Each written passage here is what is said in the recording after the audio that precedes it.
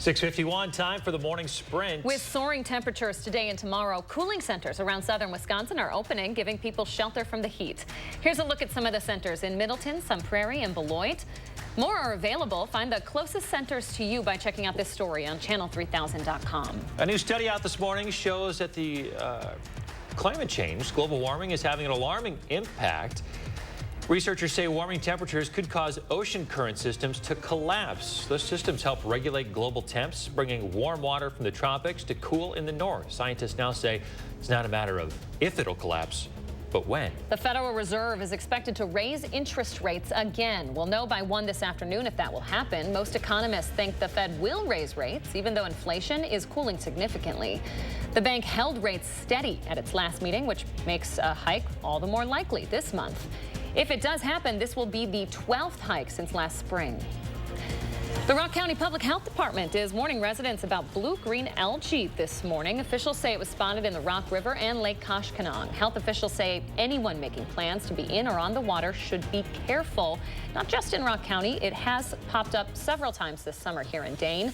Avoid swimming near water that has a floating layer of scum. Make sure you, your pets, and young children don't swallow pond water, and rinse off after you go swimming.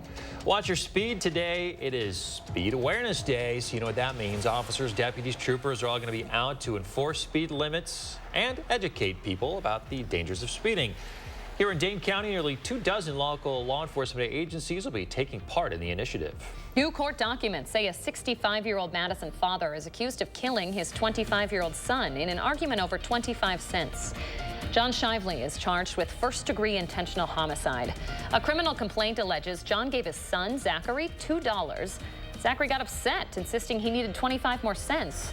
Zachary shoved John responding by grabbing a gun and shooting him. A tentative deal on a new contract could avoid a UPS worker strike. UPS putting up $30 billion in new money, which includes raises for full and part-time workers. The deal still needs to be ratified by the Teamsters Union. That could take several weeks. If members ended up rejecting the deal, a possible strike would now happen later next month. Former Wisconsin Badgers defensive coordinator and interim head coach Jim Leonhard has a new job for the upcoming football season. The Illinois football program announcing Leonhard will be joining Bret Bielema's coaching staff as a senior football analyst. Bret Bielema, of course, also a former Wisconsin head coach. He has helped turn around the program at Illinois since taking the lead in 2021. NBA star LeBron James' son, Bronny, in the hospital after suffering cardiac arrest during basketball practice. A spokesperson for the family says the 18-year-old is now out of the intensive care unit and his condition is stable. Bronny's heart suddenly stopped beating Monday at the University of Southern California. He is an incoming freshman for the USC basketball team. One of the oldest 4-H fairs in the country is underway. The fair is full of attractions of all kinds, but by far the biggest attraction at the Rock County Fair is the junior exhibitors and their livestock. The biggest challenge this week, keeping their animals cool, which they do by giving them lots of water and then hosing them down regularly. The Education Department opening a civil rights inquiry into Harvard's legacy admissions. Lawyers for civil rights filed a lawsuit alleging legacy applicants or relatives or alumni receive preferential treatment and are overwhelmingly white. The question now is whether Harvard's policy violates Title VI of the Civil Rights Act of 1964. Prosecutors are learning new information that might provide an alibi for Bryan Kohberger, the man accused of stabbing 4 students to death on an Idaho campus. The defense says Kohberger was not at the place where the murders took place last November, but they haven't released any evidence or details about where else he might have been.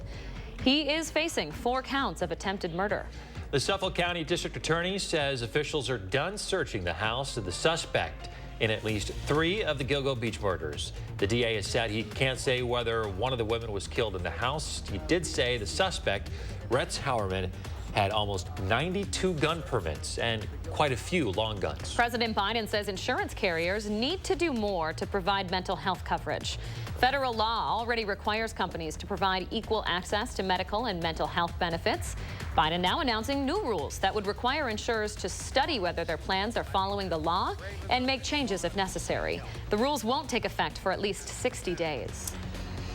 Well, good morning. It's been a stormy morning, especially areas to the north. Now it's moving to the north and east into parts of Dodge County. Looking at some heavy storms that have been moving through Fond du Lac, but also in the Beaver Dam area, seen some pretty good storms as well. None of this is severe, but still could get some pretty good wind gusts coming on out of these storms. They rolled through the Dells overnight. Also watching to the south and west over there toward Dodgeville. Dying is thunderstorm moving in. If this holds together, it looks like it'll be hitting the Madison area just after 7:30. It looks like this morning. That'll be our opportunity of seeing some of that rain. It'll be mainly this morning with some showers and storms rolling on through. A break during the early afternoon hours and a little bit of sunshine expected during the afternoon. Can't rule out an isolated storm, but I think most of this coming through this morning. Upper 80s today. It's going to feel like low to mid 90s, factoring in that humidity. And the first morning forecast brings in the heat again tomorrow. Thank you, Kelly. Thanks for joining us, folks.